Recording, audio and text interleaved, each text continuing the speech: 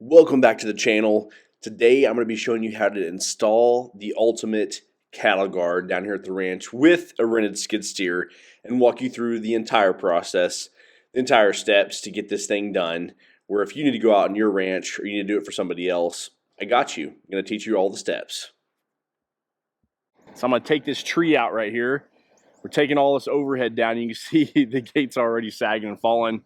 The reason why we have a gate right there is because when we let the cows out down here on the ranch, they actually don't come into this cabin area and tear everything up. You know, they're big, they'll rub up against the brick, just eat everything down. And so it's nice whenever you put a cattle guard in, because in that cattle guard, they can't walk across there without getting their legs stuck and stay away from it. A nice new sign, double H sign right there. So when you're pulling this cabin, everything just looks awesome, brand new.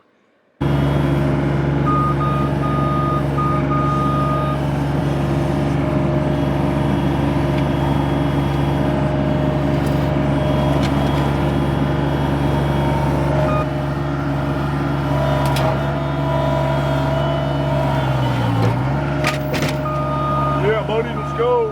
I've laid out my opening. We're at 12 foot exactly for my cattle guard, which we want to overcut that a little bit. What I mean by that is making the hole pretty much wider.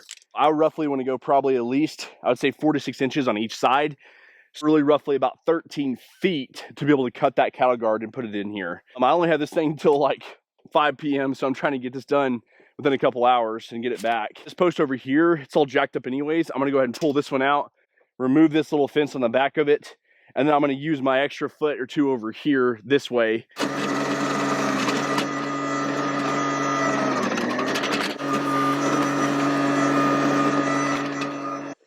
This little machine was struggling a little bit to get through it. Don't get me wrong, it definitely got the job done. But obviously, the bigger the skid steer, the easier it is to get through things. This one was nice to work with too. It was pretty easy the whole time. You can see like right there on the side, right there, my flags. And so that was really, I just laid those out whenever I was doing my measurements, just to show where I needed to stop that cut at in that ground. Instead of you trying to just guesstimate where you were or paint being on the ground, I just did my flags out a little bit wider. And then the whole time, it made this process so easy going through here and digging it all up. The first, couple layers was pretty tough, but after that, man, it just went right through it. And you can see I went down probably about a foot on this to get this cattle guard to fit in there where I wanted at.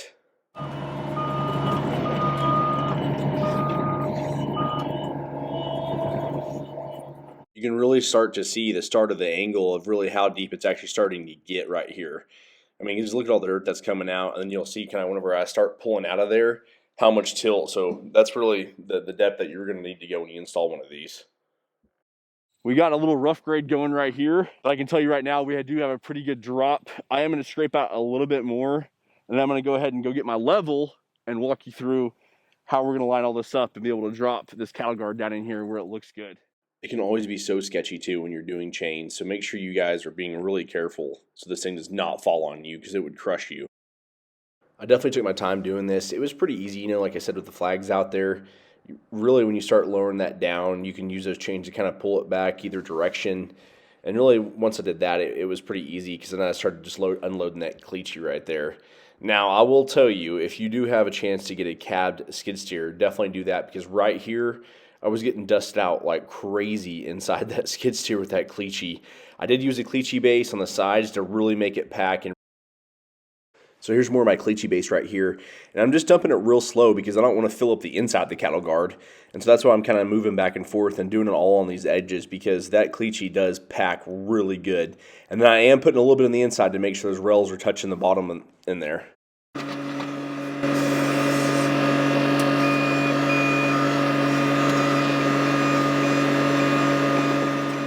So I got my cleachy base all filled around this cattle guard on both sides, and then I came back with just some loose dirt and poured it on the top of that cleachy base. And then now all I'm doing is kind of grading this out back and forth, just getting it all smoothed out, and I'm really packing it because you don't want this thing to start sinking when you're driving over it. But I did this probably 10, 15 times and got it all smoothed out, and this thing was ready to go.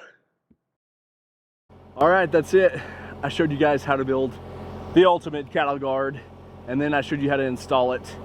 Like I said, this thing is not going anywhere. I've drove over this probably 100 times and it holds. We had the moment of truth and we did it.